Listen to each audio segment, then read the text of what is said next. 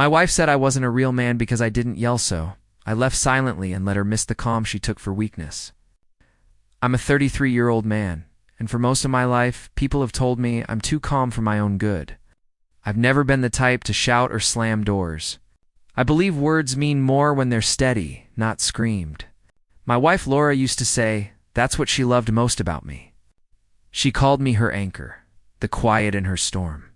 But lately, it feels like that calmness is the very thing she's learned to despise. It started one evening over dinner, something so small. I don't even remember the trigger. Maybe it was the way I placed my phone on the table, or that I forgot to buy the brand of wine she liked. Whatever it was, her tone sharpened like glass. "Do you ever care about anything?" she snapped, setting her fork down with a clatter. I looked up slowly, trying to diffuse the tension. "I just don't think it's worth fighting over." She laughed, not the warm, familiar laugh I once loved, but the kind that dripped with disgust.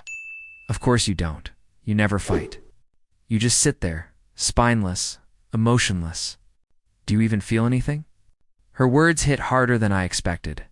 Not because of what she said, but because of the way she said it. Like she meant it. Like it wasn't frustration speaking, but truth. I stared at her across the table, her face lit by the dim kitchen light, anger in her eyes where warmth used to live. I wanted to defend myself. To tell her that staying calm doesn't mean I don't care. But I stayed silent, swallowing the lump in my throat. For the first time in our marriage, my silence didn't feel like peace. It felt like surrender.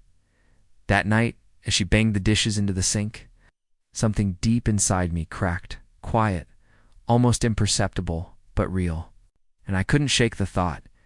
Maybe she doesn't love my calm anymore. Maybe she just needs someone to fight with. I wish I could say that night was an exception, that she woke up the next morning and apologized, that we laughed it off like before, but she didn't. In fact, things only got worse. Her words grew sharper and her tone colder, each jab carefully hidden beneath the disguise of jokes. It started at small gatherings with friends. She'd throw out lines like, "Don't ask him to make a decision. He'll still be thinking about it next week," and everyone would laugh. I'd smile politely, pretending it didn't sting. But every joke left a tiny bruise on whatever respect we once had. One night, while her friends giggled over wine, she leaned across the table and said, "He's calm because he's scared of conflict." Isn't that right, honey? I remember looking at her then, the same woman I once admired for her confidence, and realizing she was using that strength to chip away at mine. I kept quiet as always, but inside, I was unraveling. At home, the mockery didn't stop. "You're too quiet," she'd complain. "It's like living with a ghost." I'd try to reason with her. "I just don't think shouting fixes anything." She'd roll her eyes. "No, but at least it shows you care." That word care became a weapon. Every calm response I gave, every moment I chose peace over argument, became proof to her that I didn't love her enough. I started doubting myself, wondering if maybe she was right. Maybe being composed made me cold. Maybe love was supposed to be loud and messy. But deep down, I knew better. I wasn't numb. I was just tired of proving my emotions through volume. Still, I could feel something shifting. Respect was fading, and once it's gone, love doesn't take long to follow. One night, I caught her laughing about me on the phone with a friend. She called me emotionally fragile. Didn't confront her. I just sat there in silence, realizing that my quietness, once our strength, had become her favorite source of entertainment, and for the first time, I started wondering what she'd do if the calm finally disappeared. It didn't take long before Laura started comparing me to other men. It was subtle at first, a comment here, a glance there, but soon it became a pattern I couldn't ignore. We'd be out with friends, and she'd point at one of the husbands, joking loudly or interrupting his wife's mid-sentence, then lean toward me and whisper, "See? That's passion. That's how you know a man cares." I just smile faintly, pretending not to hear. But inside, something twisted.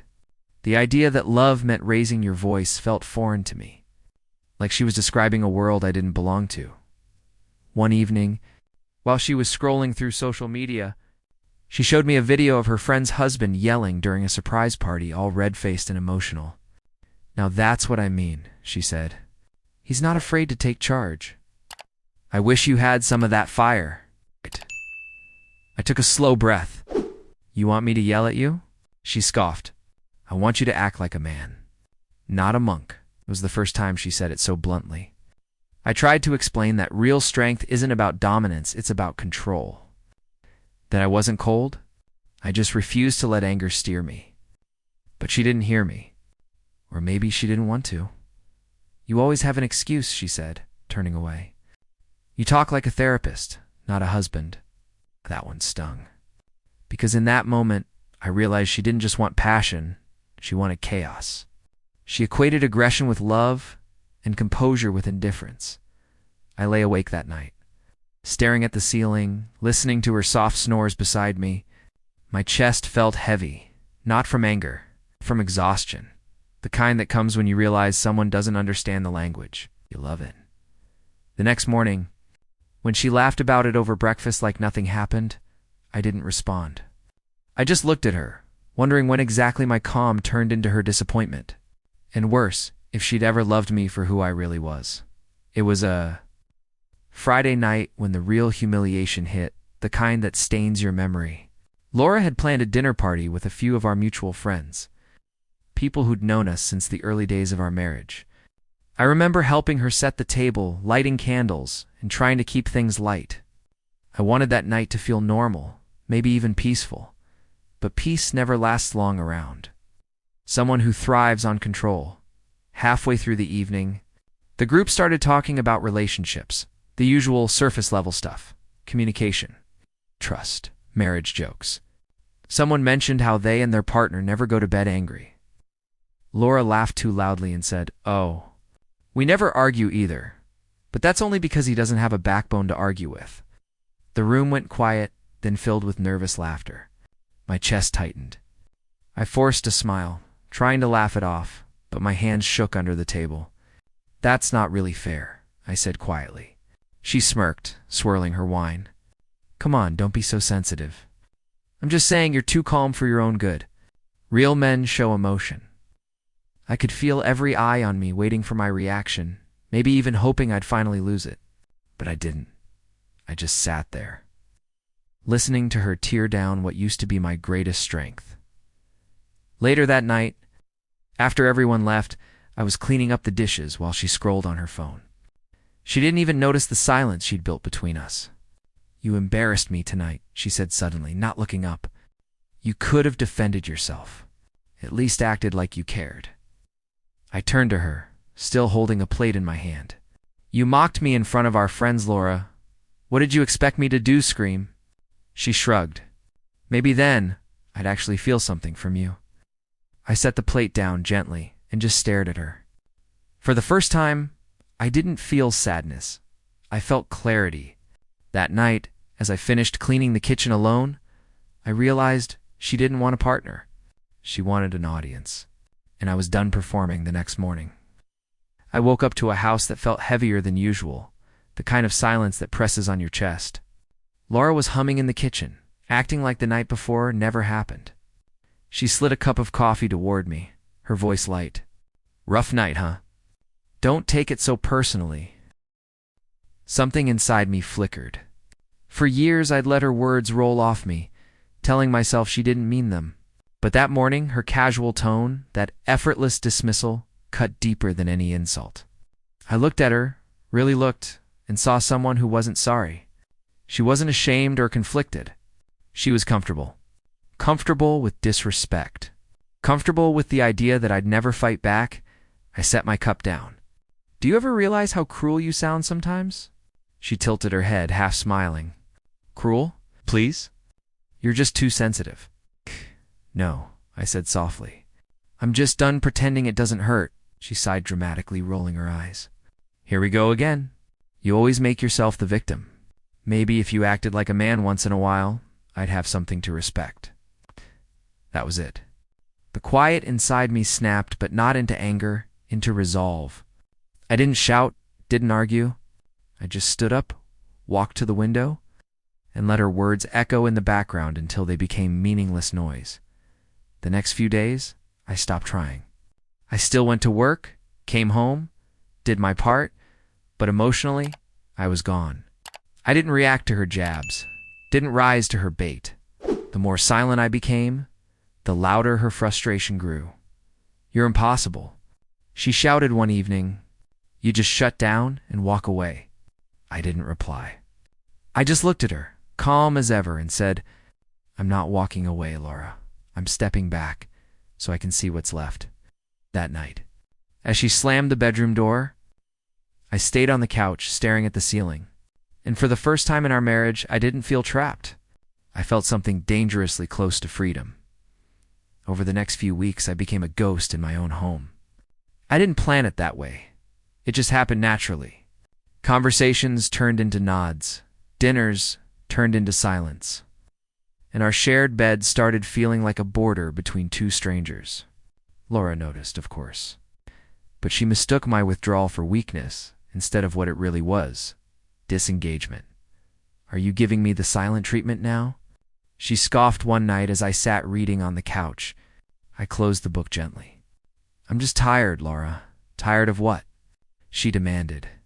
"Tired of me?" I hesitated, meeting her glare with calm eyes. "Tired of being someone you can't respect?" She rolled her eyes and walked away, muttering unbelievable. But the truth was, she didn't believe I'd ever do anything about it. She thought I was too mild, too safe, too predictable. And maybe once she was right. But as she mocked me, I was already making plans, quietly, methodically. I started saving parts of my paycheck into a new account under my name. I found a small, furnished studio apartment downtown and signed the lease. Every evening while she scrolled through her phone, I boxed up things she never noticed: important documents, my grandfather's watch, my laptop. I moved them out, one by one. At work, I stayed late. Not because I had to, but because peace felt foreign at home. My coworkers noticed the change. "Everything okay, man?" one asked. I just smiled. "Yeah, just learning to stop mistaking silence for peace." Laura, on the other hand, was becoming restless. She'd pick fights for no reason, slamming cabinets, accusing me of being cold, detached, heartless. But I didn't bite. Every argument was met with calm distance. And the quieter I became, the louder her insecurity grew. One night, she threw her hands up and shouted, "Say something. Anything." I looked at her for a long moment, then whispered, "You stopped listening long before I stopped talking." She stood there, frozen. For the first time in years, my calm didn't make me look weak, it scared her. And that's when I knew. The end had already begun. The breaking point came. During one of those evenings that seemed normal until it wasn't, Laura's mother came over for dinner, a woman who shared her daughter's sharp tongue and taste for control.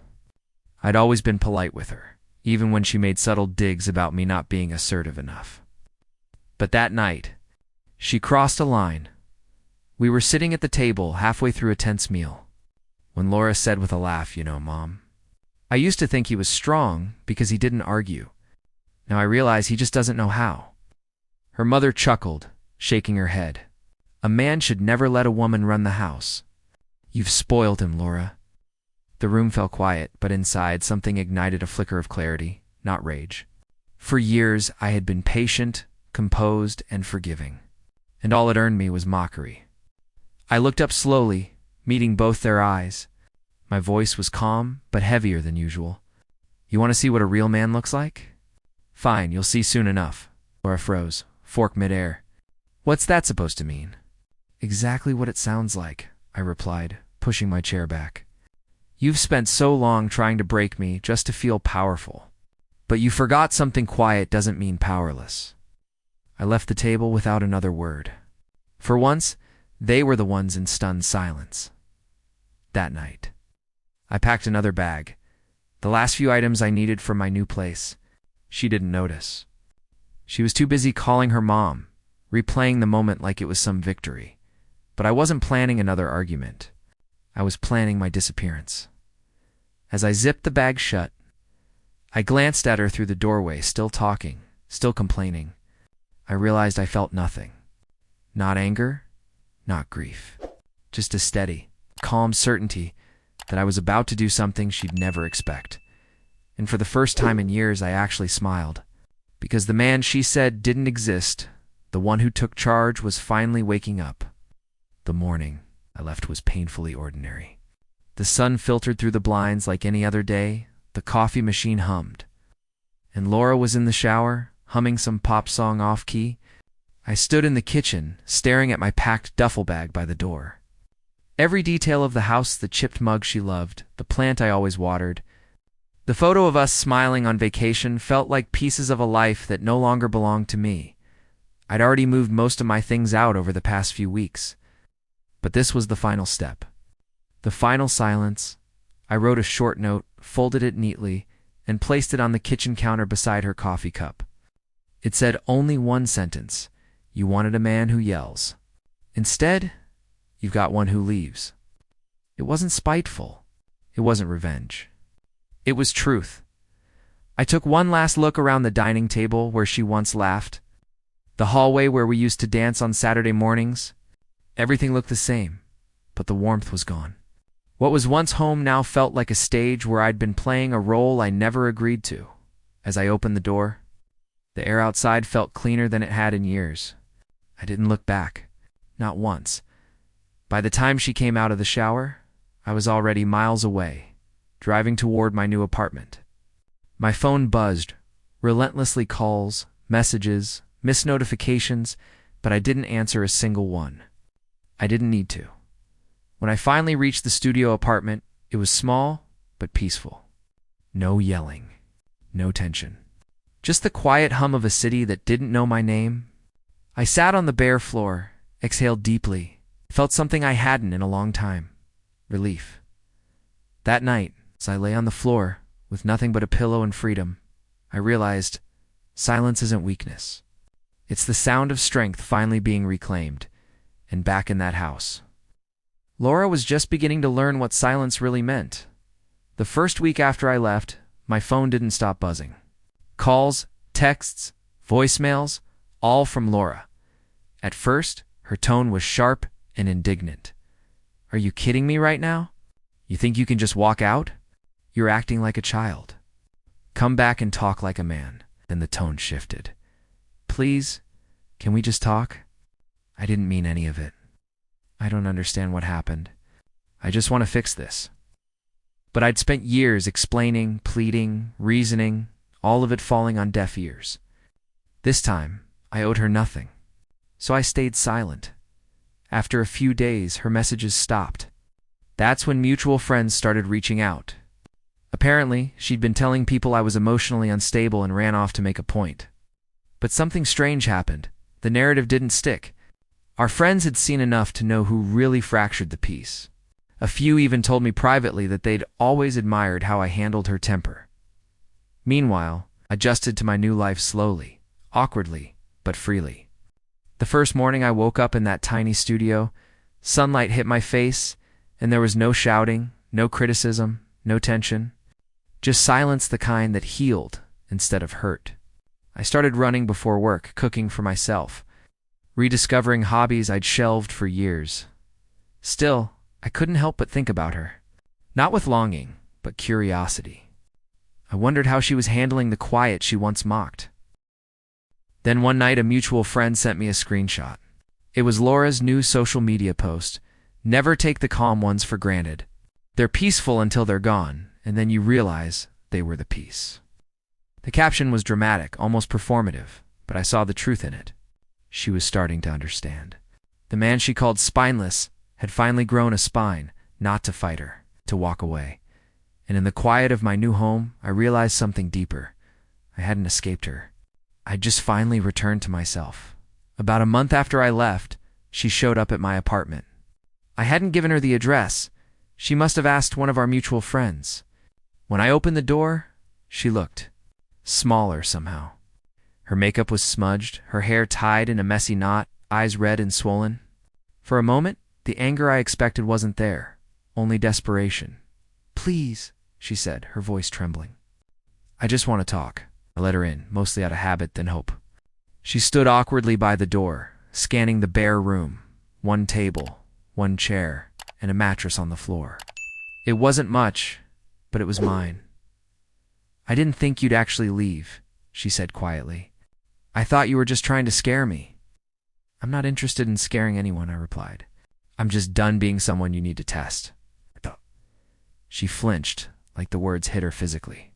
I just wanted to feel something, she whispered. You were so calm all the time, it made me feel like I didn't matter. I'd yell, just to get a reaction. Studied her face, the regret, the confusion, and I realized I didn't feel hate. I didn't even feel sympathy. I felt nothing. Just peace. I used to think staying calm made me weak, I said softly. Now I realize it was the only thing keeping us from falling apart. She started crying, reaching for me, but I stepped back. I don't hate you, Laura, but I can't go back to being someone you need to provoke to feel alive. Her sobs filled the tiny room, echoing against the walls. I stood there, steady and quiet, the same way she used to despise. But this time, I wasn't suppressing pain, I was free of it. When she finally left, closing the door behind her, the silence that followed wasn't heavy anymore. It was sacred, and that's when I knew I had reached rock bottom long ago. Grinned, and climbed out without even realizing it. A few weeks later, she reached out one last time. Her message was simple. Can we meet for closure? I hesitated at first, but something in me wanted to hear her out, not for reconciliation, but for finality. So I agreed. We met at a small cafe halfway between our old house and my new apartment. The same place we used to go on Sundays back when things still felt good. When I arrived, she was already there, hands wrapped around a cup of coffee that had gone cold. She looked up as I approached, her eyes tired. You look different, she said softly. I feel different, I replied. For a few moments we just sat in silence. The clinking of spoons, the murmur of distant conversations, everything around us felt normal. But between us, it was unrecognizable. Finally she spoke. I know I hurt you. I said things I can't take back. I just thought, if I pushed you hard enough, maybe you'd finally fight for me. I shook my head slowly. That wasn't fighting for love, Laura. That was fighting to survive. She looked down, tears slipping quietly onto the table. I didn't know how else to feel seen. You could have just asked to be understood, I said. But instead, you made me prove myself by being someone I'm not. She reached for my hand, but I pulled away gently. There was no anger, only acceptance. Respect isn't earned by shouting, I said quietly. It's lost by mockery. She nodded through her tears, but I could tell she didn't fully understand. Not yet. Maybe she never would. I stood, placed a few bills beside my cup, and said, Take care of yourself, Laura. As I walked out, the bell above the cafe door chimed softly, a sound that felt like closure. Behind me, she stayed seated, staring into her reflection in the coffee, for the first time. My silence didn't make me feel small. It made me whole. And walking away wasn't running, it was release. It's been almost a year since that last conversation. I live alone now, in a small apartment filled with quiet, the kind of quiet that doesn't suffocate but heals. My mornings start with coffee by the window, the sunlight creeping across the floor as the city hums softly outside. There's no yelling, no mockery, no constant need to defend my peace. Just stillness, the same stillness that once made me feel invisible, now feels like freedom. I've rebuilt my routines. I go to the gym before work, cook for myself at night, read before bed. Simple things. Things that don't seem important until you realize how long you lived without them. I even caught myself laughing the other day, really laughing, something I hadn't done in years. Every now and then, I hear bits about Laura through mutual friends. She tried dating again, rushed into something new, and, as always, it burned fast. One friend mentioned she said she misses the calm, that she didn't realize peace was something you could lose. I didn't feel smug hearing that. Just sad because she never understood that peace isn't the absence of passion. It's the presence of respect. Sometimes I think back to the man I used to be, the one who mistook silence for weakness, who thought being calm meant being walked over. But I've learned something powerful. Calm doesn't mean powerless. It means you've learned to control your fire instead of burning everything around you. I still have her note tucked in a drawer, not out of nostalgia, but as a reminder of how far I've come. People often say silence is empty, but I've learned it's full of reflection, of healing, strength. She once said I wasn't a real man because I didn't yell. But now, every quiet morning, I wake up in peace. I realize I became more of a man the day I stopped trying to prove it to her.